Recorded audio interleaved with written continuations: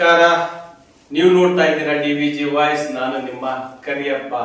ಇವತ್ತು ನಾವು ದಾವಣಗೆರೆ ಜಿಲ್ಲೆ ಹರಿಹರ ನಗರದಲ್ಲಿರ್ತಕ್ಕಂಥ DRM ಶಾಲೆಯ ಬಗ್ಗೆ ಮಾತನಾಡಲಿಕ್ಕೆ ವಿತ್ ಲೈವ್ ನಾವು ಅಲ್ಲಿನ SDMC ಅಧ್ಯಕ್ಷರಾಗಿರ್ತಕ್ಕಂಥ ಜಬೀವುಲ್ಲಾ ಅವರಿಗೆ ಕರೆ ಮಾಡೋಣ.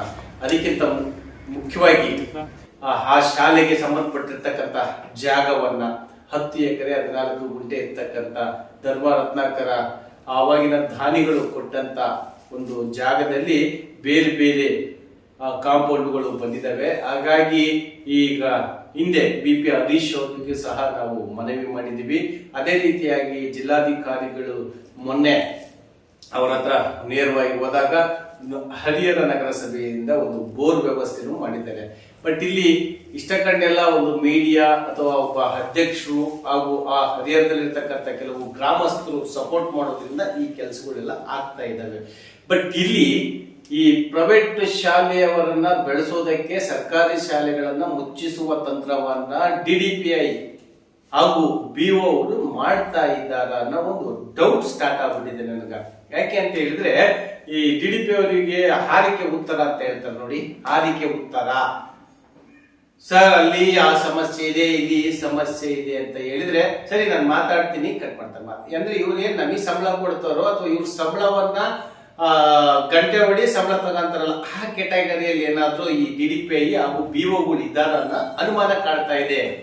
ನೇರವಾಗಿ ಜಿಲ್ಲಾಧಿಕಾರಿಗಳು ಈಗ ಬಿಡಿ ಎಲೆಕ್ಷನ್ ಇದೆ, EC VC ಅವರವೆಲ್ಲ ಇರ್ತಾವಲ್ಲ ಅಧಿಕಾರಿಗಳವು. ಬಟ್ ಇಲ್ಲಿ ನಾನು ಏನ್ ಹೇಳಕ್ ಹೊರಟಿದ್ದೀನಿ ಅಂತ ಹೇಳಿದ್ರೆ, ಸರ್ಕಾರಿ ಶಾಲೆ ಬಡವರ ಮಕ್ಕಳಿಗೆ ಅಂತ ಗೊತ್ತಿರ್ತಕ್ಕಂಥದ್ದು. ಇಲ್ಲಿ ಸಾಹುಕಾರ ಮಕ್ಕಳುಗಳೆಲ್ಲ ಪ್ರೈವೇಟ್ ಶಾಲೆ ಪ್ರೈವೇಟ್ ಕಾಲೇಜುಗಳೆಲ್ಲ ಓದ್ಬಿಟ್ಟು ಕಿಸು ದಬಾಕ್ತಾರೆ.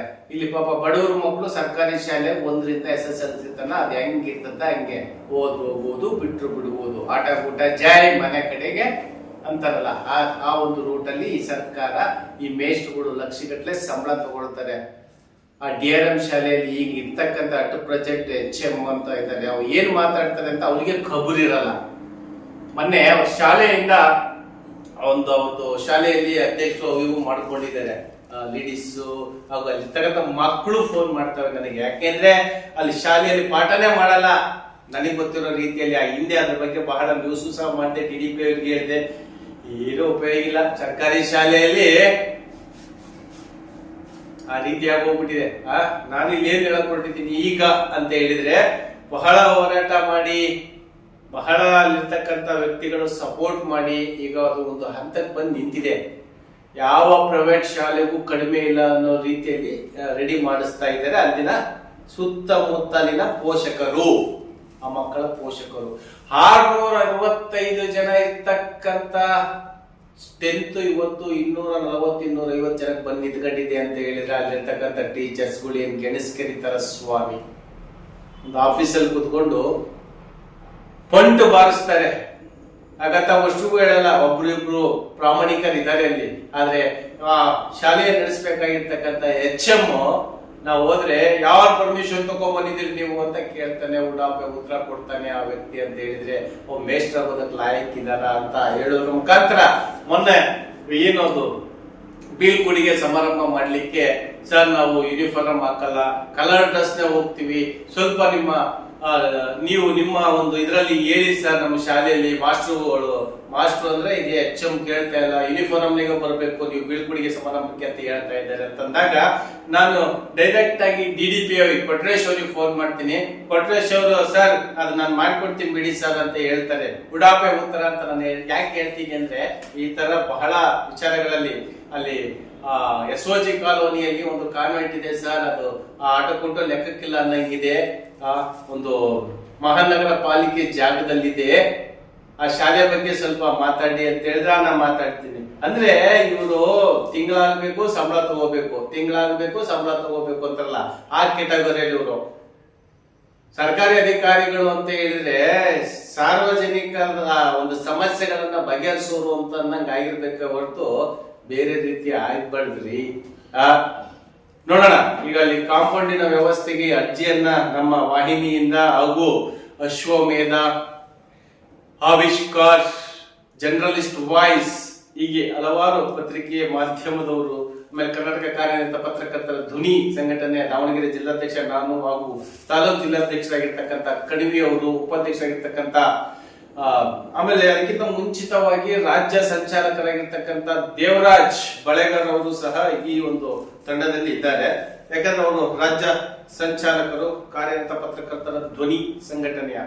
ಈಗ ನಾನು ನೇರವಾಗಿ ಜಬೀವುಲ್ಲಾ ಅವರಿಗೆ ಅಂದ್ರೆ DRM ಶಾಲೆಯ SDMC ಅಧ್ಯಕ್ಷರಾಗಿರ್ತಕ್ಕಂಥ ಜಬೀವುಲ್ಲಾ ಅವರಿಗೆ ಕರೆ ಮಾಡೋಣ.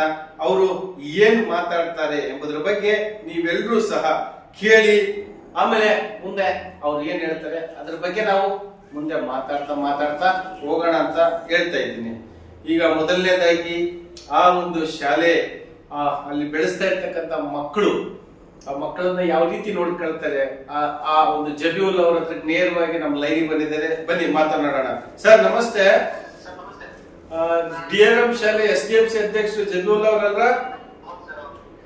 ಸರ್ ಏನಿಲ್ಲ, ಈಗ ಮೊನ್ನೆ ಒಂದು ನಿಮ್ಮ ನ್ಯೂಸ್ ಬಂತು, ಸರ್ಕಾರಿ ಶಾಲೆ ಉಳಿಸ್ಲಿಕ್ಕೆ ಬಹಳ ಪ್ರಯತ್ನ ಪಡ್ತಾ ಇದ್ದೀರಿ ಅಂತ. ಏನ್ ಸರ್ ಅದು ಶಾಲೆ ಪ್ರಾಬ್ಲಮ್? ಸರ್ ನಾನು SDMC ಅಧ್ಯಕ್ಷ ಆಗಿ 2.5 ವರ್ಷ ಆಯ್ತು. ಸರ್ 2.5 ವರ್ಷದಿಂದ ಸುಮಾರು ಆಫೀಸ್ಗಳಿಗೂ ಅಡ್ಡಾಡಿದೆ. ಸರ್ ಎಲ್ಲಕಡೆ ಕಾಂಪೌಂಡಿಂಗ್ ಸಲುವಾಗಿ, ಅಲ್ಲಿ ಮೂಲಭೂತ ಸೌಕರ್ಯ ಸಲುವಾಗಿ ಸರ್ ಮಿನಿಸ್ಟರ್ ಹತ್ರನೂ ಅಡ್ಡಾಡಿದೆ, MP ಅವ್ರ ಹತ್ರನೂ ಅಡ್ಡಾಡಿದೆ, ನಮ್ಮ ಸ್ಥಳೀಯ MLA ಹತ್ರ ಅಡ್ಡಾಡಿದೆ, ಎಲ್ಲ ಹತ್ರನೂ ಮತ್ತೆ ಮುಖಂಡರಾದ ಶ್ರೀನಿವಾಸ ಹತ್ರ ಅಡ್ಡಾಡಿದೆ. ಎಲ್ಲರೂ ಬರೇ ಆಶ್ವಾಸನೆ ಕೊಟ್ಟರು, ಏನೋ ಅಲ್ಲಿ ಕಾಮಗಾರಿ ಮಾಡಕ್ ಕೊಡ್ಲಿಲ್ಲ. ಅಲ್ಲಿ ಏನಾಗಿದೆ ಅಂದ್ರೆ ಮೈನಾರಿಟಿ ಮಕ್ಕಳು 250 ಮಕ್ಕಳಿದ್ದಾರೆ. 600 ಶಾಲೆ ಇನ್ಕಮ್ 250 ಬಂದಿದೆ. ಅದು ಕಾರಣ ಏನಪ್ಪಾ ಅಂದ್ರೆ ಅಲ್ಲಿ ಕಾಂಪೌಂಡ್ ಇಲ್ಲ, ಮಕ್ಕಳಿಗೆ ಸೇಫ್ ಇಲ್ಲ. ಆ ಶಾಲೆಗೆ ದಾನಿಗಳು ಯಾರೋ 10 ಎಕರೆ 14 ಗುಂಟೆ ಕೊಟ್ಟಿದ್ರು ಅಂತ ಹೇಳಿದ್ರಲ್ಲ, ಯಾರು ಅಂತ ಹೇಳ್ಬೋದ್ರ? 10 ಎಕರೆ 14 ಗುಂಟೆ ಜಾಗ ಆ ಶಾಲೆಗೆ ದಾನ ಕೊಟ್ಟಿರ್ತಾರೆ ಸರ್. ಯಾರು ಸರ್? ಧರ್ಮರತ್ನಾಕರ ಮುದ್ದುರಾಯ. ಓಕೆ. ಆ ಜಾಗದಲ್ಲಿ ಪದವಿ ಪೂರ್ವ ಕಾಲೇಜು ನಿರ್ಮಾಣ ಮಾಡ್ತಾರೆ. ಓಕೆ. ಅದರ ನಂತರ ಡಿಗ್ರಿ ಕಾಲೇಜ್ ಮಾಡ್ತಾರೆ ಅದೇ ಕಾಂಪೌಂಡ್ ಒಳಗಡೆ. ಓಕೆ. ಏನು ಹೈಸ್ಕೂಲಿಗೆ ಕೊಟ್ಟಿರಂತ ಜಾಗ, ಆ ಹೈಸ್ಕೂಲ್ ಹೆಸರನ್ನ ತೆಗೆದಾಕ್ಬಿಟ್ಟು ಪದವಿ ಪೂರ್ವಕ ಕಾಲೇಜು ಅಂತ ಇದು ಮಾಡ್ಬಿಡ್ತಾರೆ. ಓಕೆ. ಈ ಏನ್ ಲೆಟರ್ ಪ್ಯಾನಲ್ ಏನು ನೀವು ಮದುವೆ ಕೊಟ್ಟು ಸತ ಆ ಕಾಲೇಜಿಗೆ ಹೋಗ್ತಾ ಇದೆ ಹೊರತು ಹೈಸ್ಕೂಲಿಗೆ ಬರ್ತಾ ಇಲ್ಲ. ಓಕೆ. ಸುಮಾರು ಇವ್ರ ಹತ್ರ UT ಖಾದರ್ ಹತ್ರ ಕಂಡೇನಿ, CM ಹತ್ರ ಹೋಗಿ ಬಂದೇನಿ. ಓಕೆ. ಆಮೇಲೆ ಇವರು Mrs. ಮಲ್ಲಿಕಾರ್ಜುನ್ ಅಂತ, ಆಮೇಲೆ ಪ್ರಭಾ ಮಲ್ಲಿಕಾರ್ಜುನ್. ಓಕೆ. ಆಮೇಲೆ BP ಹರೀಶ್ ಅವ್ರ ಹತ್ರ, ಆಮೇಲೆ ಜಬೀರ್ ಅಹಮದ್ ಅವ್ರ ಹತ್ರ. ಓಕೆ. ಇವರೆಲ್ಲ ಹತ್ರ ಹೋಗಿ ಸುಮಾರು 2.5 ವರ್ಷದಿಂದ ಬರೀ ಆಫೀಸು ಊರ್ಗಡೆ ಅಡ್ಡಾಡ್ತಿದೆ ನೋಡಿ ಸರ್. ಏನ್ ನಿಮ್ಗೆ ಅದರಿಂದ ಇನ್ಕಮ್ ಇದೆ ಅಂತ ಇಷ್ಟಕೊಂಡು ನೀವು ಸರ್ಕಾರಿ ಶಾಲೆ ಉಳಿಸಕ್ ಹೋಗ್ತಾ ಇದ್ದೀರಾ? ಅಲ್ಲ, ಮಕ್ಕಳಿಗೆ ಒಂದು ಒಳ್ಳೆ ಎಜುಕೇಶನ್ ಸಿಗಲಿ ಅನ್ನೋ ಒಂದು ಹುಚ್ಚು. ಅಲ್ಲ, ಈಗ ಸರ್ಕಾರಿ ಶಾಲೆಯಲ್ಲಿ HM ಅಂತ ಇರ್ತಾರಲ್ಲ, ಅದಕ್ಕೆ ಸಂಬಂಧಪಟ್ಟಿರ್ತಕ್ಕಂಥ ಅಧಿಕಾರಿಗಳು ಏನ್ ಹೇಳ್ತಾ ಇದ್ದಾರೆ? ಏನಿಲ್ಲ, ಹಾಕಿ ಉತ್ತರ ಕೊಡ್ತಾರೆ, ಮಾಡೋಣ ನೋಡಂತಾರೆ, ಯಾವ್ದು ಅನುದಾನ ಬಂದಿಲ್ಲ, ಇದು ಬಂದಿಲ್ಲ ಅಂತ ಬರೀ ಹಾಕಿ ಉತ್ತರ. ಮುಂದೇನಪ್ಪ ಅಂತೂ ಸತ ಬೆಂಗಳೂರಿಗೆ ಹೋಗಿ ಲೆಟರ್ ಕೊಟ್ಟು ಬಂದೆ. ಲೆಟರ್ ಕೊಟ್ಟು ಬಂದ್ರು, ಇಲ್ಲಿವರೆಗೂ ಒಬ್ರು ಸತ ಏನೋ ಇದನ್ನ ಮಾಡಿಲ್ಲ. ಶಾಲೆ ಒಂದ್ ಟೈಮ್ ಬಂದು ನಮ್ಮ ಶಾಲೆ ವಿಸಿಟ್ ಮಾಡ್ರಿ, ಆ ಮಕ್ಕಳಿಗೆ ಏನ್ ತೊಂದರೆ ಆಗ್ತಾ ಇದೆ ಅಂತ ನಾನು ನಿಮ್ಮಲ್ಲಿ ಎಲ್ಲ ಲೆಟರ್ ಕೊಟ್ಟಿದ್ದೀನಿ ಅಂತ. ಅವರು ಅದು ಬಂದಿಲ್ಲ. ಈ ಹಿಂದೆ ಹರಿಹರಕ್ಕೆ ನಾಗಲಕ್ಷ್ಮಿ ಚೌಧರಿ ಅವರು ಬಂದಾಗ ನೀವು ಮಕ್ಕಳನ್ನೇನ ಕರ್ಕೊಂಡು ಹೋಗಿದ್ರಿ ಅಂತ ಕೇಳ್ಪಟ್ಟೆ. ಯಾವ ವಿಚಾರಕ್ಕೆ? ಯಾವ ವಿಚಾರಕ್ಕಂದ್ರೆ ಅಲ್ಲಿ ಮೂಲಭೂತ ಸೌಕರ್ಯಗಳನ್ನ ಸರಿ ಇಲ್ಲ, ಕಾಂಪೌಂಡ್ ಬಗ್ಗೆ, ಮತ್ತೆ ನೀರಿನ ಶೌಚಾಲಯ, ನೀರ್ ಹೋಗ್ಲಿಕ್ಕೆ ಇಟ್ಕೊಂಡು ಹೋಗ್ಲಿಕ್ಕೆ ಮಕ್ಕಳಿಗೆ. ಈಗ ಎಲ್ಲ ಒಂದು ಬಜೆಟ್ ಆಗಿರೋ ಮಕ್ಕಳೇ ಬಂದಿರ್ತಾರೆ ನಮ್ಮ ಶಾಲೆಗೆ. ಆ ಮಕ್ಕಳಿಗೆ ಸರಿಯಾದಂತ ಅಲ್ಲಿ ಶೌಚಾಲಯ ಹೋಗ್ಲಿಕ್ಕೆ ನೀರ್ ಇರಲ್ಲ. ಅದು ಹೋಗಿ BO ಮತ್ತೆ PDP ಅವರಿಗೂ ಹೇಳ್ತೇನೆ ಸದಾ. ಅವ್ರು ಹೇಳಿದ್ರು ಸದಾ 24x7 ಇದೆ, 24x7 ಇದೆ ಅಂತ ಹೇಳ್ತಾರೆ. ಕೆಲ 2-3 ಸಲ ನಾನೇ ಕಣ್ಣಾಗ್ ನೋಡ್ಬಿಟ್ಟಿದ್ದೇನೆ. ಆ ಮಕ್ಕಳು ಆ ಟೈಮಲ್ಲಿ ನೀರಿದ್ದಕ್ಕೆ ಕಣ್ಣಾಗಿಂದ ನೀರು ಇದು ಮಾಡಿದಾರೆ, ಆ ಕಣ್ಣಾಗಿ ತಕೊಂಡು ಹೋಗಿದ್ದಾರೆ ಮನೆಗೆ. ಹಂಗಾಗಿ ಸುಮಾರು 2-3 ಸಲ DC ಅವ್ರ ಹತ್ರ ಕಂಡು PD ಅವ್ರಿಗೆ ಅಲ್ಲಿ ಬರಕ್ಕೆ PD ಅವ್ರು ಬಂದ್ರು. PD ಅವ್ರು ಬಂದು ಆಯ್ತಲ್ಲ ಮಾಡತ್ತ ಬಂದು ಕೊನೆಗೆ ಹ್ಮ್ DC ಅವ್ರು ಹೇಳಿದಕ್ಕೆ ಒಂದು ಬೋರ್ ಹಾಕ್ಬಿಟ್ಟಿದ್ದಾರೆ. ಹ್ಮ್ 3 ಇಂಚ್ ನೀರ್ ಬಿದ್ದಿದೆ. ಓಕೆ. ಈಗ ಅದನ್ನ ಹಾಕಿ ಬೋರ್ ನೀರೆಲ್ಲ ಇಳಿಸಿ ಇಲ್ಲಿವರೆಗೂ ಸಹ ಅದನ್ನ ಕನೆಕ್ಷನ್ ಮಾಡಿಲ್ಲ. ಯಾರು ಅದಕ್ಕೆ ಜವಾಬ್ದಾರಿ? ನಗರಸಭೆ ಇವರೇ. ಅವ್ರು ಏನ್ ಹೇಳ್ತಿದ್ದಾರೆ ಕೇಳಿದ್ರೆ? ಇಲ್ಲ ತಡ್ರಿ, ಅದು ಮೀಟರ್ ಬರ್ಬೇಕು, ಅದು ಬರ್ಬೇಕು, ಇದು ಬರ್ಬೇಕು ಅಂತಾನೆ ಹೇಳ್ತಿದ್ದಾರೆ. ನಿಮ್ ಶಾಲೆಯಲ್ಲಿ ಮಕ್ಕಳು ಫೋನ್ ಮಾಡಿದ್ರು ನಮ್ ಚಾನೆಲ್ಗೆ. ಶಾಲೆಯಲ್ಲಿ ಕರೆಂಟ್ ಇಲ್ಲ, ಡೆಸ್ಕ್ಗಳಿಲ್ಲ, ಟೇಬಲ್ಗಳಿಲ್ಲ, ಚೇರ್ಗಳಿಲ್ಲ ಅಂತ ಹೇಳ್ತಾ ಇದ್ದಾರೆ. ಅದ್ರ ಬಗ್ಗೆ ಸರ್, ಅಲ್ಲಿ ಕರೆಂಟ್ ಕೆಲವು ರೂಮಲ್ಲಿ ಸೊಳ್ಳೆ ಇದರಿಂದ ಅಲ್ಲಿ ಸೊಳ್ಳೆನೂ ಇದಾವೆ. ಆಮೇಲೆ ಯಾಕೆ ಮುಂಚೆ ಮಾತಾಡೋದೇ ಬೇಡ, ಹೇಳ್ತೀನಿ. ಹೇಳಿ. ಟೆಕ್ಸ್ ಸರಿ ಇಲ್ಲ, ಟೆಕ್ಸ್ ಮಕ್ಕಳು ಬಂದು ಸಾಕಿಸ್ತಾರೆ ಅಂತ ಕಂಪ್ಲೇಂಟ್ ಹೇಳಿದ್ರು. ಓಕೆ. ಈಗ ನನ್ನಿಂದ ಏನಾಗುತ್ತೋ, ನಾನೇನು ಅಡಿಗೆ ಮನೆ ಸರಿ ಇದ್ದಿಲ್ಲ, ಅಡಿಗೆ ಮನೆ ಸರಿ ಮಾಡಿಸಿದೆ. ಓಕೆ. ಆಮೇಲೆ ಪೇಂಟ್ ಮಾಡ್ಸಿದೆ ಮೊನ್ನೆ. ಆಮೇಲೆ ಇನ್ನೊಂದೇನಪ್ಪ ಅಂದ್ರೆ ಆಫೀಸ್ ರೂಮು ಒಂದು ದನಕ್ಕೆ ಕೊಟ್ಟಿಗಿಂತ ಕಡಿ ಇಟ್ಕೊಂಡಿದ್ರು. ಅದನ್ನೆಲ್ಲ ಕ್ಲಿಯರ್ ಮಾಡಿಸಿ ಎಲ್ಲ ಕ್ಲೀನ್ ಮಾಡಿಸಿದೆ. ಮಕ್ಕಳ ಕಂಪ್ಯೂಟರ್ ರೂಮಿಗೆ IT ಆಟೋಮೊಬೈಲ್ಸ್ ಗೆ ಅಮೌಂಟ್ ಬಂದಿದ್ರಿಂದ ಅದನ್ನ IT ಮತ್ತೆ ಆಟೋಮೊಬೈಲ್ಸ್ ರಿಪೇರ್ ಮಾಡಿಸಿದ್ದೇನೆ. ಆಮೇಲೆ ಏನಪ್ಪಾ ಅಂದ್ರೆ ಈಗ ಸುಮಾರು ಒಂದು ಸ್ಟಡಿ ಶಾಸಕರಿಗೆ ಒಂದು 8 ರಿಂದ 9 ಸಲ ಮನವಿ ಕೊಟ್ಟಿದೆ. ಹಿಂಗಿದೆ ನೋಡಿ ಸರ್, ಅದನ್ನ ಇದು ಮಾಡ್ರಿ ಅಂತ. ಸೊ ಅವ್ರು ಏನಂತಾರೆ, ಆಯ್ತು ಅಂತಾರೆ ಹೊರತು ಯಾವ್ದು ಕಾಮಗಾರಿ ಆಗ್ತಾ ಇಲ್ಲ. ಈಗ ಅದು ಸುತ್ತಲೂ ಕಾಂಪೌಂಡ್ ಅಂದ್ರೆ ನೀವು ಹಿಂದೆ ಒಂದು ತಹಸೀಲ್ದಾರ್ ಅವರಿಗೆ ಮನವಿ ಕೊಟ್ಟಿದ್ರಿ ನೀವು. ಈ ಒಂದು ಶಾಲೆಗೆ ಸಂಬಂಧಪಟ್ಟಿರ್ತಕ್ಕಂತ ಜಾಗವನ್ನ, ನನಗೆ ಅದ ಜಾಗದ ಪೂರ್ತಿ ಮೂಲ ದಾಖಲೆಗಳು ಬೇಕು ಅಂತ. ಅದು ಎಲ್ಲಿವರೆಗೂ ಬಂತು ಸರ್? ಅವರು ಇನ್ನೂವರೆಗೂ ಏನೋ ಬಂದು ಅಳತೆ ಮಾಡಿಲ್ಲ, ಏನು ಮಾಡಿಲ್ಲ ಸರ್. ಒಂದು ವಾರ ಬಿಟ್ಟು ಬಂದು ಅಳತೆ ಮಾಡ್ತೀವಿ ಅಂದರು. ಇಲ್ಲಿವರೆಗೂ ಬಂದು ಅಳತೆ ಮಾಡಿಲ್ಲ, ಏನಿಲ್ಲ. ನಿಮ್ಮ ಶಾಸಕರು BP ಹರೀಶ್ ಅವ್ರ ಹತ್ರ ಹೋಗಿ ಕಂಡ್ರಲ್ಲ, ಅವ್ರು ಏನಂತ ಹೇಳಿದ್ರು? ಸರ್, ಅವ್ರು ಹೇಳ್ತೀನಿ ಅಂತ ಹೇಳಿದ್ರು. ಮತ್ತೆ ಅವರು ಪುನಃ ಯಾರು ಬರ್ಲಿಲ್ಲ. ಸರಿ, ಆಯ್ತು. ಈಗ ಪ್ರೆಸೆಂಟ್ ಸ್ಟೇಟಸ್ ಏನ್ ಹೇಳಿದ್ದಾರೆ ನಿಮಗೆ? ಜಿಲ್ಲಾಧಿಕಾರಿಗಳಾಗಿರ್ಬೋದು, ಅಥವಾ DDP ಅವರಾಗಿರ್ಬೋದು, ಅಥವಾ CEO ಆಗಿರ್ಬೋದು? ಸರ್, ಜಿಲ್ಲಾಧಿಕಾರಿಗಳು ನಾವು ಹೋಗಿದ್ ಮಾತಿಗೆ ಎಲ್ಲ ರೆಸ್ಪಾನ್ಸ್ ಮಾಡ್ತಾರೆ, ಇದು ಮಾಡ್ತಾರೆ. ಈಗ ಜಿಲ್ಲಾ ಪಂಚಾಯತ್ CEO ಅವರು ಜಸ್ಟ್ ಹೊರಗಡೆ ಬಂದು ಎಲ್ಲ ಸರಿ ಇದೆ ಅಂತ ಹೇಳಿ ಹೋಗ್ತಾರೆ. ಹೊರಗಡೆ ಹೋಗಿ ಅಲ್ಲಿ ಏನ್ ಪರಿಸ್ಥಿತಿ ಇದೆ, ಮಕ್ಕಳು ಏನು ಕೇಳ್ಬೇಕನ್ನೋ ಒಂದು ಶೌಚಾಲಯ ಇಲ್ಲದಂಗೆ ಬಂದು ಹೊರಗಡೆ ಬಂದು ನಿಂತ್ಕೊಂಡು ಹಿಂಗೆ ಒಂದು ರೌಂಡ್ ಹೊಡೆದು ಹಂಗೆ ಹೋದ್ರೆ ಗಿತ್ಯ ಮಾಧವ ಮೂರ್ತಿ ಅವರು, ಹೌದು, ವಿಠಲ್ ಮೂರ್ತಿ ಅವರು ಮೊನ್ನೆ ಹೋಗಿ ಮತ್ತೆ ಒಂಥರ ಹೇಳಿದೆ, ಶಾಲೆಗೆ ನೋಡ್ರಿ ಅಂತ. ಬರೋಣ ಅಂದ್ರೆ ಎಲ್ಲಿ ಅವರಿಗೆ ಅನುಕೂಲತೆ ಚೆನ್ನಾಗಿದೆಯೋ ಆ ಶಾಲೆಗೆ ಹೋಗಿ ಬೇಗ ರಕ್ಷಣೆ ಹೊರತು ಆ ಶಾಲೆಗೆ ಯಾವುದು ಇಲ್ಲಿ ಹಾಳಾಗ್ತಿರಂತ ಶಾಲೆಗಳಿಗೆ ಯಾರು ಅಧಿಕಾರಿಗಳು ವಿಸಿಟ್ ಮಾಡ್ತಾ ಇಲ್ಲ. ಅದಕ್ಕೆ ನನಗೆ ಈಗ ಸುಮಾರು ನಾನು ಒಂದು 17-18 ಶಾಲೆಗಳನ್ನ ನೋಡಿದ್ದೆ ಸರ್.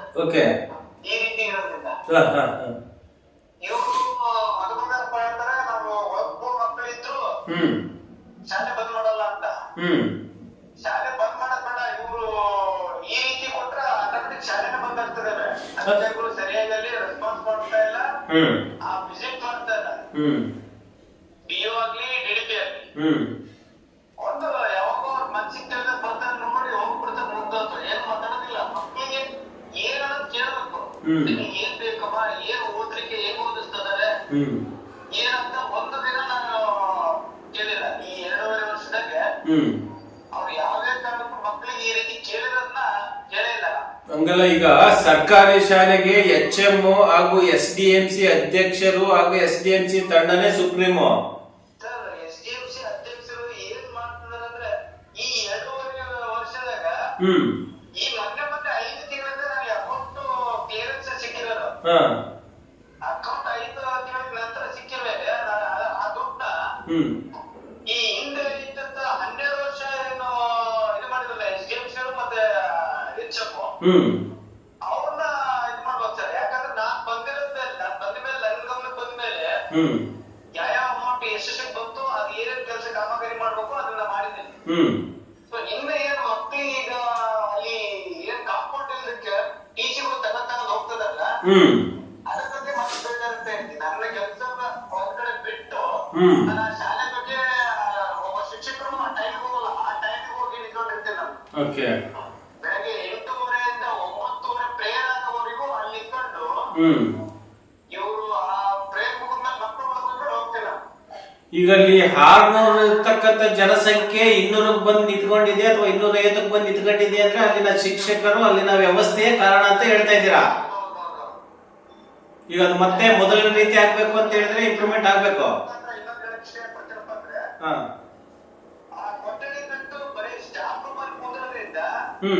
ಮಕ್ಕಳು ಹೊರಗಡೆ ಆಟ ಆಡೋದು ಎಲ್ಲ ಕುರಿಯೋದು ಇದು ಮಾಡ್ತಾ ಇರ್ತಾರೆ. ಆ ರೂಮಲ್ಲಿ ಕೂತಿದ್ರೆ ಯಾವ ಮಕ್ಕಳು ಯಾಕೆ ಟೇಬಲ್ ಕುರಿತಾರೆ, ಯಾಕೆ ಇದು ಮಾಡ್ತಾರೆ? ಅಲ್ಲ, ಈ ಹಿಂದೆ ಡಿವಿಜಿ ವಾಯ್ಸ್ ವರದಿ ಮಾಡಿತ್ತು, ಯಾರಿಗೆ DDPI ಅವ್ರಿಗೂ ಸಹ ವಿಚಾರವನ್ನ ಮುಡಿಸಿತ್ತು.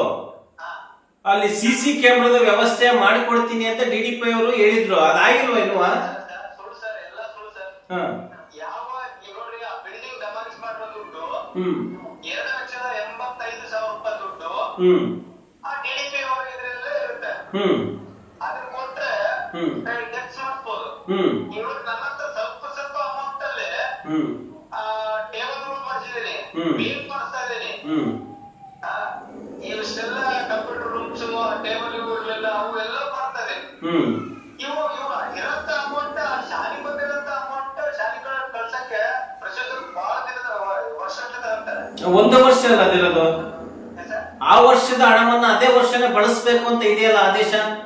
ಸರ್, ಆ ವರ್ಷದಲ್ಲ, ತಿಂಗಳ ಇದನ್ನು ಡೇಟ್ ಕೊಟ್ಟಿರ್ತಾರೆ, ಡೇಟ್ ಕೊಡಕ್ಕೆ ಕ್ಲೋಸ್ ಮಾಡ್ಬೇಕು ದುಡ್ಡು. ಮತ್ತೆ ಅದನ್ನ ಅವರು ಕೊಡ್ಬೋದಲ್ಲ. ಇದನ್ನ ಡೆಮಾಲಿಷ್ ಮಾಡ್ಲಿಕ್ಕೆ ಒಂದು ಟೆಂಡರ್ ಆಗಿತ್ತು ಸರ್. 17 ಕೊಠಡಿಗಳನ್ನ ಡೆಮಾಲಿಷಿಗೆ 2029ರಲ್ಲಿ ಆದೇಶ ಮಾಡ್ತಾರೆ ಸರ್. 29ರಲ್ಲಿ ಆದೇಶ ಮಾಡಿ ಆ ಬಿಲ್ಡಿಂಗ್ ಏನ್ ಮಾಡ್ತಾರೆ, ಹಂಗೆ ಬಿಟ್ಟಿರ್ತಾರೆ. ಏನ್ 29ರಲ್ಲಿ ಬಿಲ್ಡಿಂಗ್ ಸರ್, ಬಿಲ್ಡಿಂಗ್ ಆಧ್ಯಾತ್ಮಿಕ ಚಟುವಟಿಕೆ ನಡೀತದೆ ಅಂತ ನಾನು ಬೇರೆ ಬೇರೆ ಮಾಧ್ಯಮದ ಮಿತ್ರಜನರಿಗೆ ಹಂಚ್ಕೊಂಡಿದ್ದೆ. ಹಂಚ್ಕೊಂಡು ಅದನ್ನ ಮನೆಗೂ ಡೆಮಾಲಿಷ್ ಮಾಡಿದ್ವಿ. ಅಲ್ಲ, ವ್ಯಾಯಾಮ ಶಾಲೆ, ವಾಟರ್ ಟ್ಯಾಂಕ್ ಅವೆಲ್ಲ ಶಾಲೆಗೆ ಸಂಬಂಧಪಟ್ಟವ ಸರ್. ಎಲ್ಲ ಹೈಸ್ಕೂಲಿಗೆ ಸಂಬಂಧಪಟ್ಟದ್ದು. ಅದು ಪ್ರೈವೇಟ್ ಯೂಸ್ ಮಾಡ್ಕೊಂತಿದ್ದಾರೆ. ಅದ್ರ ಬಗ್ಗೆ ನಾನು 2-3 ಸಲ ಗಮನ ತಂದಿದ್ದೆ. DC ಅವ್ರ ಗಮನಕ್ಕೆ, ಮತ್ತೆ ಇವರು BO ಗಮನಕ್ಕೂ, DDP ಅವ್ರ ಗಮನಕ್ಕೆ. ಆ ರೂಮ್ ನ ಖಾಲಿ ಮಾಡಿಸಿ ಔಟರ್ಸ್ ನ ಯಾರು ಒಳಗಡೆ ಬಿಡ್ಲಿಕ್ಕೆ ಬಿಡ್ಬೇಡ್ರಿ ಅಂತ. ಓಕೆ. ಅದ್ರ ಬಗ್ಗೆ ಅವ್ರು ಏನೋ ಹೇಳಿಲ್ಲ ಸರ್. ಸರಿ. ಈಗ ಮುಂದೆ ನೀವು ಜನರಿಗೆ ಅಥವಾ ವೀಕ್ಷಕರಿಗೆ ಅಥವಾ ಅಧಿಕಾರಿಗೆ ತಿಳಿಸ್ಬೇಕು ಅಂತ ಹೇಳಿದ್ರೆ ಏನಂತ ಹೇಳಲಿಕ್ಕೆ ಇಷ್ಟಪಡ್ತೀರಾ? ನಮ್ಮ ಪೇರೆಂಟ್ಸ್ ಏನ್ ಹೇಳಕ್ ಇಷ್ಟಪಡ್ತೀರಪ್ಪ ಅಂದ್ರೆ, ಪ್ರತಿ ತಿಂಗಳಿಗೆ 1 ಸಲ ಬಂದು ಆ ಟೀಚರ್ ಪಾಠ ಮಾಡ್ತದೋ ಇಲ್ಲೋ ಅಂತ ಒಂದು ನನ್ನ ವೈಯಕ್ತಿಕ ಇದನ್ನ ಹೇಳ್ತಿದ್ದೀನಿ. ಒಂದು ಸ್ವಲ್ಪ ಶಾಲೆ ವಿಸಿಟ್ ಮಾಡಿ ಪ್ರತಿ ತಿಂಗಳಿಗೆ 1 ಸಲ ಬಂದು ಮೀಟಿಂಗ್ ಮಾಡ್ಲಿಕ್ಕೆ ಆದೇಶ ಆಗಿದೆ ಸರ್. ಈ ಪೋಷಕರ ಕುಂದುಕೊರತೆಗಳ ಸಭೆ ಅಂತ ಮಾಡಲ್ವಾ ನೀವು STMCಯಲ್ಲಿ? ಮಾಡ್ತಾರೆ ಸರ್, ಅಷ್ಟು ಜನ. ಯಾಕಂದ್ರೆ ಅಲ್ಲಿ ಬಂದ ತಕ್ಷಣ ಮಕ್ಕಳು ಕಂಪ್ಲೇಂಟ್ ಹೇಳ್ತಾರೆ ಹೊರತು ಮಕ್ಕಳನ್ನ ಪ್ರತಿ ಸಲ ಕಂಪ್ಲೇಂಟ್ ಹೇಳಿದ್ರೆ ಯಾವ ಪೇರೆಂಟ್ಸ್ ಬರ್ತಾರೆ? ಅವ್ರು ಒಳ್ಳೆತನ ಮಾಡಿದ್ದು ಹೇಳುತ್ತಾನೆ. ಅದೇ ಪೇರೆಂಟ್ಸ್ಗಳಿಗೆ ಬ್ಯಾಡ್ ಒಪಿನಿಯನ್ ಬಗ್ಗೆ, ಮಕ್ಕಳ ಬಗ್ಗೆ ಹೇಳೋದು. ಹಾಗಾಗಿ ಪೇರೆಂಟ್ಸ್ಗಳು ಹೋಗಕ್ಕೆ ಇಷ್ಟಪಡಲ್ಲ. ಸರಿ, ಓಕೆ. ಸರಿ, ಈಗ ನಮ್ಮಿಂದ, ನಮ್ಮ ಮಾಧ್ಯಮದಿಂದ ನಿಮಗೆ ಏನಾಗಬೇಕು ಅಂತ ಕೇಳಿದ್ರೆ ನಾನು ಅದಕ್ಕೆ ಸಂಬಂಧಪಟ್ಟಂತ ಅಧಿಕಾರಿಗಳ ಹತ್ರ ಮಾಧ್ಯಮದಿಂದ ನನಗೆ ಮಕ್ಕಳಿಗೆ ಒಂದು ಕಾಂಪೌಂಡ್ ನಿರ್ಮಾಣ ಆದ್ರೆ ಬಹಳ ಚೆನ್ನಾಗಿರುತ್ತೆ ಸರ್. ಅದು ನಾನು ಮಾತಾಡ್ತೀನಿ.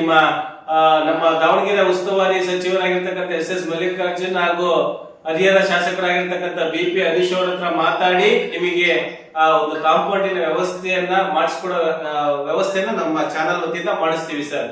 ಇಲ್ಲಿಯವರೆಗೂ ನಮ್ಮ ವಾಹಿನಿಯ ಜೊತೆ ಮಾತನಾಡಿದ್ದಕ್ಕೆ ತುಂಬ ಹೃದಯದ ಧನ್ಯವಾದಗಳು ಸರ್.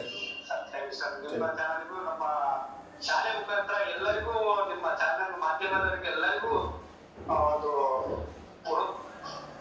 ಪೂರ್ವಕವಾಗಿ ಧನ್ಯವಾದಗಳು. Thank you.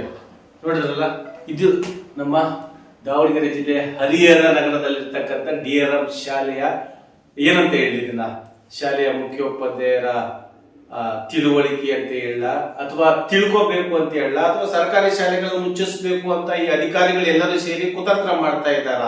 ಇದನ್ನ ಪ್ರತಿಯೊಂದು ವಿಚಾರವನ್ನು ನೀವು ತಿಳ್ಕೊಂಡಿದ್ದೀರಾ. ನೀವು ಯಾವ ರೀತಿ ಕಾಮೆಂಟ್ ಮಾಡ್ತೀರಿ ಆ ರೀತಿಯಾಗಿ ಸಂಬಂಧಪಟ್ಟಿರ್ತಕ್ಕಂಥ ಅಧಿಕಾರಿಗಳು ತಿಳ್ಕೋಬೇಕು.